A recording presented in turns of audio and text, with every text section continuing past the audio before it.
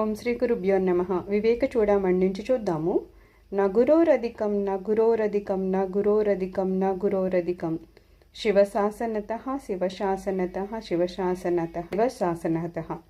అంటే గురువు కంటే అధికమైన వారు లేరే లేరని శివుని శాసనం అని చెప్పబడుతోంది. గురుర్ బ్రహ్మ గురుర్ విష్ణు గురుర్దేవో మహేశ్వర గురు సాక్షాత్ పరబ్రహ్మ తస్మై శ్రీ గురువే నమః. బ్రహ్మకి, విష్ణువుకి, శివుడికి, ముగ్గురికి ఈ దేవ అనే పదము అన్వయించబడుతుంది.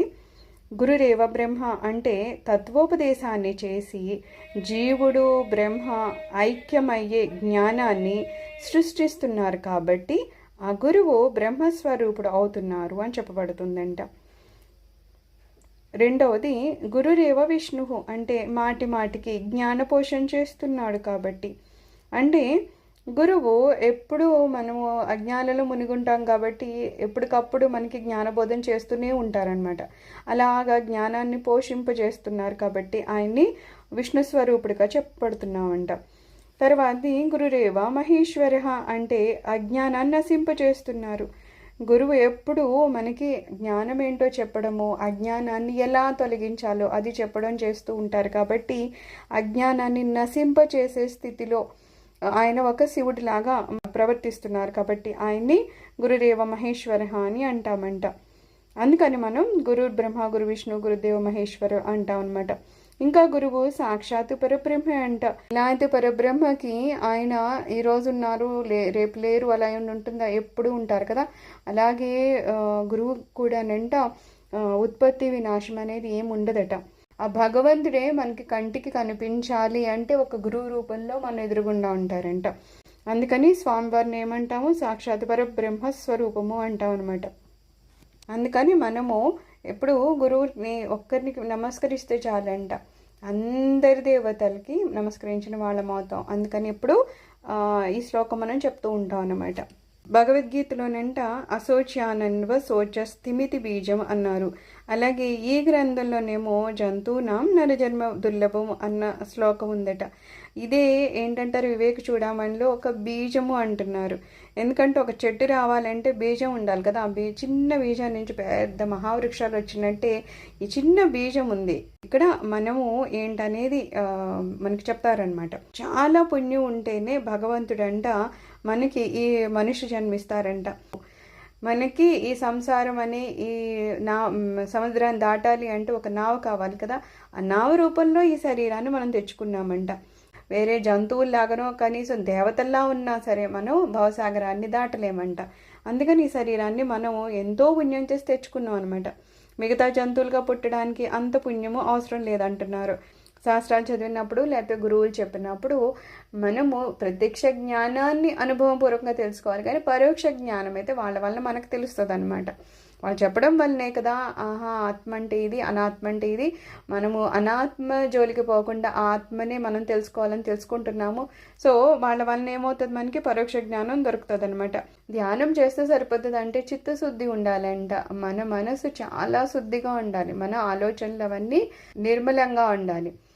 ఎటువంటి అందులో అసూయ, ద్వేషాలు, మదమోహాలు, అహంకారం ఇవన్నీ ఏమీ లేకుండా చాలా అంటే చాలా శుద్ధిగా ఉన్నప్పుడు మాత్రమే మనకి ఏకాగ్రత అనేది కుదురుతుంది. లేకపోతే ధ్యానం అయితే చేస్తూ ఉంటాం కానీ ధ్యానంలో మనసు అటు ఇటు పోతుందంటే ఏంటి, మనకి చిత్తశుద్ధి లేదన్నమాట అక్కడ.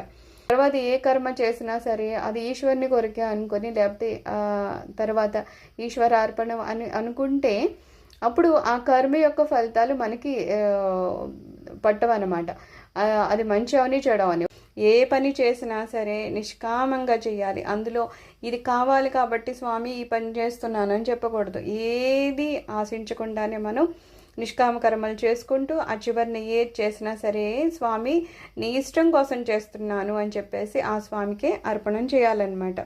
భక్తితో భగవంతుని మీద అతి ప్రేమతో పూజించాలి ఎప్పుడును. అంతేగాని ఏదో చేసామా అన్నట్టు కాదు. ఏదో ఇన్నింటి పూలు వేసా ఇంత కుంకుమ వేసాం దాంతో భగవంతునికి సంబంధం ఉండదు. ఆయనకి సంబంధం ఏంటంటే మనం ఎంత ప్రేమగా ఆ స్వామిని పూజిస్తున్నామని. సో ఎక్కువ మనం భక్తిగాను చాలా ప్రేమగాను ఆయన్ని పూజించాలట. ఎప్పుడు వరకు మనం చెరుకు నుంచి రసం కావాలంటే అసలు బాగా నలక కొట్టాలి కదా. అందులో పెట్టేది మొత్తం పిపి అయిపోతుంది, అప్పుడు కానీ రసం రాదు అందులో. అలాగే మనం కూడా ఈ శరీరాన్ని పుణ్యకర్మలు అనే దాంట్లో వేసి బాగా వాడాలి. అప్పుడే చిత్తశుద్ధి, భక్తి, జ్ఞానము, యోగము పట్టుబడతాయి అంటున్నారు. కేవలం మంచి పనులు చేస్తే సరిపోతుంది అంటే చెడు పనులు కూడా మనం వదిలేయాలంట.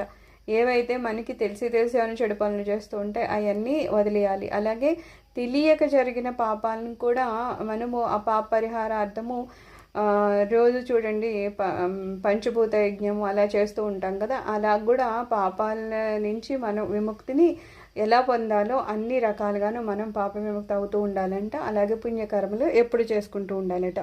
ముందు దేవుడు వేరు జీవుడు వేరు అనేవాళ్ళు ఉంటారు కదా, ద్వైతులు.